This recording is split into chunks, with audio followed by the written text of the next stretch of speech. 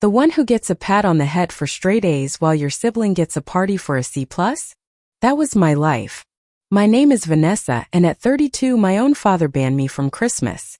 Because my success might make my brother's new girlfriend uncomfortable. Stick around to see how I handled the most unexpected job interview of my life. My parents, George and Martha Wilson, had good jobs, a nice house, and 2 healthy children. But inside those walls, the family dynamic was anything but balanced. From as early as I can remember, my younger brother, Jake, for years my junior, was the golden child, despite his distinctly average achievements. The disparity was so constant that it became our family's unspoken normal.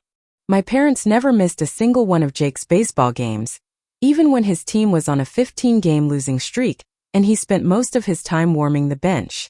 "You're so independent, Vanessa. Jake needs more guidance." Jake received a brand new Ford Mustang for graduating with a 2.8 GPA. I graduated as valedictorian 3 years earlier and received luggage. My mother, Martha, was the chief defender of this imbalance. "Boys develop differently," she would explain when I questioned why Jake never had to do chores while my list grew longer. "Your brother is sensitive. He needs more time to find himself." By 16 I was cooking dinner 3 nights a week, while Jake at 12 couldn't even make himself a sandwich. Girls have all these special programs and advantages now. While other kids had parents checking their homework, I was teaching myself calculus from library books. While friends had their parents drive them to social events, I was figuring out bus schedules and saving babysitting money for movie tickets. I tried everything to win their approval. Perfect grades, extracurricular leadership, community service, even learning to make my father's favorite desserts from scratch. When college acceptance letters arrived, I received offers from 7 top universities, including 3 with partial scholarships. My parents seemed almost annoyed by the stack of large envelopes on the kitchen counter. "Don't expect us to pay for some fancy private school," my father warned, despite the fact that they had already started a college fund for Jake, who was still struggling through freshman algebra. The day they dropped me at the dormitory, my mother hugged me briefly and said, "Don't forget to call your brother. He's really going to miss you." They were back in the car before I had finished unpacking. College became my first taste of true freedom. Without the constant comparison to Jake, I flourished both academically and socially. But freedom came with responsibility. My parents contributed exactly 0 toward my education, explaining they were saving for Jake's future. So I worked 3 jobs simultaneously. Morning shifts at the campus coffee shop, weekend administrative work at a local business, and late-night tutoring sessions. My parents attended graduation but left immediately after the ceremony to get back for Jake's summer baseball league game. I arrived an hour early every day, stayed late every evening, and volunteered for the projects no one else wanted. The solution I developed saved the company millions annually and earned me my first promotion to team lead at 25. My parents remained thoroughly unimpressed. "I still don't understand why you didn't go into something more stable, like teaching." Jake, meanwhile, had dropped out of community college after 3 semesters with no declared major. My parents described this as taking time to find his passion, and promptly let him move back home rent-free. When Apex launched a revolutionary software platform that I had helped develop, my promotion to director of product development followed naturally. At 27, I was the youngest director in company history, managing a team of 30 developers and a multi-million-dollar budget. I bought my first condo, a modest 1-bedroom that nevertheless felt like a palace after years of rental apartments with questionable plumbing. During one Sunday family call, I tried to share my excitement about the promotion. My mother interrupted with, "That's nice, dear, but did you hear Jake is thinking about going back to school? Maybe business like you. He's always been so good with people." I stopped mentioning my career after that. They offered me a vice president position with a salary that made me choke on my coffee when I heard the number, plus equity options that could be worth millions if the company continued its growth trajectory. After careful consideration and negotiation, I accepted the role. Under my leadership, our division developed technologies that positioned Zenith at the forefront of the industry. When Zenith merged with global tech giant Nexus Systems, creating one of the largest technology corporations in the world, the board began searching for a CEO who could navigate the complex integration of the companies. To my shock, I was shortlisted alongside external candidates with decades more experience. The interview process was brutal. 7 rounds with board members, investors, and executive teams from both companies. But more meaningful was the vote of confidence from people I deeply respected.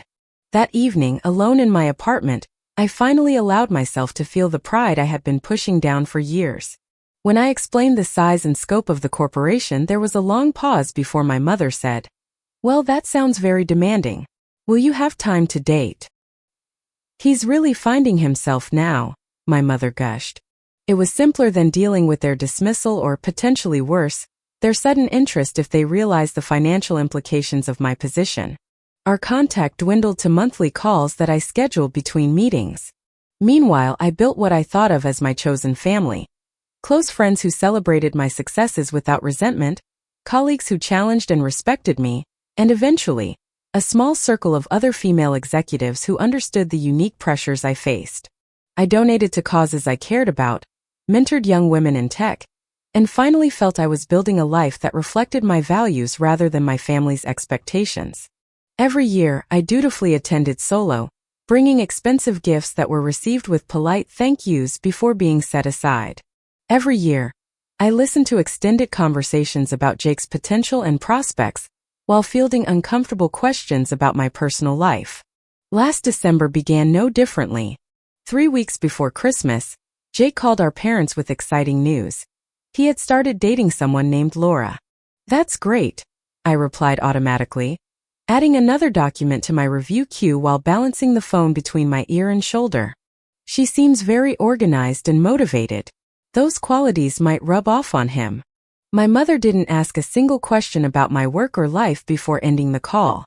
As the holiday approached, I arranged for my usual 2 days off work, the minimum I could take without causing major disruptions to ongoing projects. I purchased thoughtful gifts. A collector's edition of my father's favorite author's works, a cashmere sweater for my mother, and for Jake, the latest gaming console he had been hinting about for months. His voice sounded strained. "Vanessa, we need to talk about Christmas this year," he began awkwardly. No, nothing like that," he assured me quickly. I waited for him to continue, unsure what this had to do with me. "You're uninviting me from Christmas?" I asked, keeping my voice level. "We're just trying to make sure Jake has his moment." "And my presence would make her uncomfortable?" I clarified, feeling a coldness spreading through my chest. "And you know how Jake gets when he feels compared to you. We just want everything to be perfect for him." I found myself agreeing numbly, ending the call with mechanical pleasantries. I returned to my meeting, smiling rigidly as I guided the discussion about resource allocation across 3 continents. Only my executive assistant noticed something was wrong, quietly placing a cup of tea at my elbow and rescheduling my afternoon appointments without being asked. That evening, the full impact hit me. After 32 years, nothing had changed. I was still the inconvenient daughter, the one whose achievements were threatening rather than celebrated. She arrived at my penthouse an hour later with 2 bottles of wine and unwavering support. "That is Olympic-level delusion. They don't really know what I do," I reminded her, wiping my eyes. "I stopped telling them years ago when it became clear they didn't care." "That's not an excuse. That's part of the problem," Zoe insisted, pouring more wine. "Normal parents would be throwing parade-sized celebrations for what you've accomplished." The caption read, "Perfect Christmas with Jake and his amazing girlfriend Laura. So proud of these 2 power players." In its place was a strange, sad acceptance and the resolve to build my life without the validation I had unconsciously been seeking for so long. The company was expanding operations in Asia, and I spent 3 weeks in Singapore, Seoul, and Tokyo establishing new offices. I didn't return the calls. Jake texted on my birthday with a generic "happy birthday, sis" that required no response. The distance felt oddly liberating. One Tuesday in mid-March, Jennifer Davies, our HR director, requested an urgent meeting. The candidate has solid qualifications, good references from his last 2 positions, and an interesting note on his application. I glanced down and felt the blood drain from my face. The name at the top read Jacob Wilson. "He listed a potential conflict of interest," Jennifer continued, unaware of my shock. "Family connection to CEO. I wanted to discuss the proper protocol for handling this application. I stared at the resume, trying to process what I was seeing. Did he specifically mention me by name? I asked, keeping my voice neutral. Jennifer looked slightly uncomfortable. Not exactly. When I called to schedule his preliminary interview, he asked if there were any fast-track options available for candidates with connections to senior leadership. Our company had strict anti-nepotism policies, but they primarily addressed direct reporting relationships. As far as I knew, he had no idea where I worked, let alone my position. I will need to recuse myself from the initial hiring process, I told Jennifer after consideration. Please conduct the standard screening and departmental interviews. If he reaches the final round, I will disclose the relationship and conduct the executive interview as I would for any candidate. Jennifer nodded, making notes. No, I decided. Judge him solely on his qualifications. Document everything thoroughly. I want this process to be completely fair and defensible. His LinkedIn profile showed the same employment history as his resume, though with considerably more embellished descriptions of his responsibilities. He had passed the initial phone screening and completed the first round of interviews with the product team. Surprisingly, the feedback was largely positive. He had apparently prepared well and demonstrated legitimate knowledge of product management principles. On one hand, I felt a strange pride that Jake was showing genuine competence. On the other, the timing and circumstances raised red flags. The situation required consultation with more than just HR. I scheduled a confidential meeting with our chief legal officer and ethics officer, explaining the unique circumstances. We can add an additional executive interviewer, suggested Patricia Gonzalez, our CLO. 2 more weeks passed, and Jake continued advancing through the interview stages. The department head, who would be his direct supervisor, was impressed with his creative approach to product positioning and his apparent enthusiasm for our company's mission. I received the interview notes and was surprised by the thoughtful, articulate responses attributed to my brother. This was not the Jake I knew, or perhaps it was a Jake I had never been allowed to know. I smiled gratefully but declined. Whatever happened, this was something I would need to process alone. I rehearsed professional questions, prepared for various scenarios, and tried to anticipate Jake's reaction. Would he be angry, embarrassed? Would he try to leverage our relationship? By morning, I felt exhausted but resolved to handle the situation with the same professionalism I brought to all aspects of my job. Friday afternoon arrived with unsettling speed. Even from 20 floors up, I recognized his walk, the same confident swagger he had developed in high school. He wore a new suit, charcoal gray and well-tailored, suggesting he had spent considerably on this interview appearance. I received text updates from the department heads who met with him. He was asking intelligent questions about team structure and development methodology. I gathered my notes, straightened my blazer, and took the private elevator to the 22nd floor. His background is a bit non-traditional, she commented. But his ideas about the consumer electronics vertical are surprisingly innovative. I'm curious to see how he handles strategic questions. But that changed the instant his eyes met mine. He stopped mid-stride, mouth actually dropping open. Vanessa, he blurted. What are you doing here? Good afternoon, Mr. Wilson. Jennifer, the consummate professional that she was, betrayed no surprise at this revelation. She simply gestured to the chair across from me and excused herself, closing the door quietly behind her. Jake remained frozen for several seconds before mechanically moving to the indicated chair. His eyes darted around the boardroom, taking in the executive trappings, the floor-to-ceiling windows, the subtle displays of corporate success. You're the CEO? He repeated slowly. Of this entire company? This is Diane Reeves, our Chief Marketing Officer. She will be joining us for this interview. Diane extended her hand, which Jake shook automatically, his eyes never leaving my face. Mr. Wilson, I interrupted gently but firmly. We have 30 minutes scheduled for this interview to discuss your qualifications for the Senior Product Manager position. Would you prefer to proceed, or would you like to reschedule? This professional framing seemed to snap him back to the reality of the situation. Of course, let's proceed, he said, his voice only slightly strained. I apologize for my surprise. I wasn't expecting to see my sister today. For transparency, I addressed Diane. Jake attempted to answer the technical questions competently, but his earlier confidence had evaporated. Twice he tried to reference our relationship indirectly, as someone who has grown up understanding leadership. And later, my family background has given me insight into executive thinking. As the door closed behind her, Jake's professional facade crumbled entirely. Would that have mattered? I asked quietly. I maintained my professional composure. Jake, I need to ask, why did you apply for this specific company?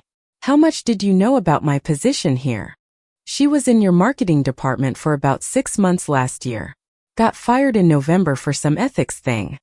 She was pretty bitter about it. Said the leadership was toxic. She thought it was hilarious that I had no idea what you really did. The revelation stung more than it should have. Did Mom and Dad know about where I work? What I do? Jake looked away. Laura met them at Thanksgiving. She might have mentioned something. I don't know what they know. We sat in silence for a moment, the weight of years of miscommunication and willful ignorance hanging between us. But you could put in a good word, he pressed. Come on, Vanessa. We're family. Which is exactly why I need to be especially careful about showing no favoritism, I explained. The process will be fair, Jake. That's all I can promise. He stood abruptly, frustration evident in every line of his body. I remained seated, maintaining the physical and emotional high ground. I stopped sharing because no one was interested in hearing. Wait until Mom and Dad find out. They are going to flip. I simply nodded, ending the conversation by standing and extending my hand formally. Thank you for coming in today, Mr. Wilson. HR will be in touch regarding next steps. Jake stared at my outstretched hand for a long moment before shaking it briefly. At the door he paused and turned back. For what it's worth, he said, his voice slightly less hostile. I returned to my office, closed the door, and allowed myself exactly 5 minutes to process the encounter. Then I called Jennifer and instructed her to handle Jake's application according to standard protocols, with no special treatment in either direction. The company would make its decision based solely on merit, as it always did. The storm broke less than 24 hours later. Saturday morning, my cell phone exploded with notifications. 6 missed calls from my mother, 4 from my father, and a series of increasingly dramatic text messages. How could you keep this from your family? We need to talk about this situation with your brother. Vanessa, this is serious. Call us now. When I returned to my penthouse apartment, I showered, made coffee, and was just considering returning their calls when my building security desk phoned up. I closed my eyes briefly. Of course, they would show up unannounced. My apartment, occupying half of the top floor of one of the city's most exclusive residential buildings, was professionally decorated in a minimalist style that emphasized the floor-to-ceiling windows and panoramic city views. I rarely entertained here, preferring to keep my personal space private, which made this invasion feel particularly intrusive. The elevator announced their arrival with a soft chime. I opened the door to find my parents standing there, looking simultaneously angry and uncomfortable. My mother's eyes immediately began cataloging the expensive furnishings, while my father seemed fixated on the view beyond the windows. You might have told us you moved, my mother said by way of greeting. Nice place, he commented, surveying the city spread below. Must have cost a fortune. I ignored the implied question, serving coffee in handcrafted ceramic mugs before taking a seat in the armchair opposite my mother. I assume Jake told you about the job interview. He told us a lot more than that, my mother said, her voice taking on the wounded tone I knew so well. He told us you're the CEO of a major corporation, that you've been hiding your success from us for years, that you deliberately kept us in the dark about your life. Are you? I asked quietly. They exchanged uncomfortable glances. We always knew you were doing well, my mother said defensively. You were always so independent, so capable. We didn't think you needed our involvement. Not needing involvement is different from not wanting acknowledgement, I pointed out. Every milestone in my career was dismissed or redirected to concerns about my personal life or comparisons to Jake's potential. We may have underestimated your accomplishments, but keeping your position secret feels deliberate, Vanessa. Why wouldn't you tell your own family that you had reached such heights? The Christmas party, I said instead. You uninvited me because Jake's girlfriend worked in middle management at a tech company, and you were worried I might overshadow her. That was a misunderstanding. We just wanted Jake to have his moment. Jake has had all the moments, I replied, keeping my voice level. Every moment for as long as I can remember. My achievements have been footnotes at best in our family story. That's not fair, my father protested. We have always been proud of you. Well, my mother finally said with forced brightness, the important thing is that we know now and we are very, very proud. And there it was, the real reason for their sudden interest. Jake mentioned that you live in the penthouse, my mother continued, glancing around. This whole floor. My mother's expression soured. They broke up a few weeks ago. She wasn't right for him anyway. Very critical personality. Tried to tell us some nonsense about Jake's character. Very unprofessional. The pieces continued falling into place. Laura had apparently tried to warn my parents about Jake, just as she had inadvertently revealed my position to him. Both revelations had been ignored until they became useful. Our HR department handles all hiring decisions according to company policy. But surely you have some influence, my mother pressed. He's your brother. Which is exactly why I need to be especially careful about showing no favoritism, I repeated, the same words I had told Jake. Vanessa, we need to be honest with you about something. Your mother and I are in a bit of financial difficulty. My mother shot him a look but didn't contradict him. The house needs a new roof, he continued. I see, I said neutrally. We would never ask outright, my mother hurried to add. After all, we did raise you, put you through school. You didn't put me through school. I worked 3 jobs to pay my own tuition and graduated with $40,000 in student loans, which I paid off myself. Gave you the foundation for your success. And now that you're doing so well, it seems only natural that you might want to give back to the people who made it all possible. The naked entitlement of the statement was breathtaking. I need to step out for a moment, I said, rising from my chair. I have an important call to make. Please excuse me. When I returned 10 minutes later, my parents were examining the art on my walls, price tags practically visible in their eyes. Have you made arrangements? My mother asked eagerly. Yes, I replied, but probably not the kind you were expecting. She is one of the most respected family therapists in the city, and she has agreed to see us for an emergency session this afternoon at 4 o'clock. A therapist? My father repeated. We need financial assistance, I finished for him. My mother's face tightened. Vanessa, this is not appropriate. We're not mentally ill. We just need some help with expenses. It's for improving communication, understanding patterns of behavior, and creating healthier dynamics. This is ridiculous, my father sputtered. After everything we have done for you, what exactly do you believe you have done for me that entitles you to my financial support? Especially after decades of favoring Jake and dismissing my achievements. The directness of the question left them momentarily speechless.